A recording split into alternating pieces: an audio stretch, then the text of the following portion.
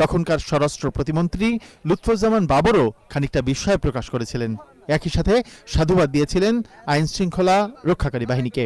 এটা যারা এনেছে বা যেই চক্র এনেছে তারা ডেফিনেটলি এই দেশের এই জনগণের শত্রু। তো আমরা বর্তমান অবস্থাতে এটা অত্যন্ত খুব আর্লি আমাদের জন্য টু কমেন্ট সামথিং।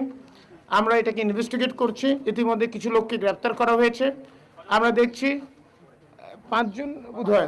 5জনকে গ্রেপ্তার করা হয়েছে এবং আরও গ্রেপ্তারের জন্য ইতিমধ্যে বেশ কয়েকটা টিম আমাদের কাজে নেমে গেছে। তারা খুঁজছে আরও কিছু লোককে যাতে তাদেরকে ধরা যায়। 10 বছরের ব্যবধানে সেই লুৎফুজ্জামান বাবর আজ সেই মামলাতেই দণ্ডিত হলেন। 2004 সালের 1 এপ্রিল গভীর রাতে চট্টগ্রামের রাষ্ট্রায়ত্ত ইউরিয়া সার কারখানার ঘাট থেকে ট্রাকে তোলার পর আটক হয় বিশাল এই অস্ত্রের চালান। মামলার বিবরণে উল্লেখ করা হয়েছে, ভারতের বিচ্ছিন্নতাবাদী উলফার জন্য এই অস্ত্র পাঠানো হচ্ছিল বাংলাদেশকে ব্যবহার করে। চট্টগ্রাম বন্দরের বহির্নোঙরে জাহাজ থেকে নামিয়ে সিইউএফএল এর জেটি ঘাট ব্যবহার করে অস্ত্র ট্রাকে তোলা হয়।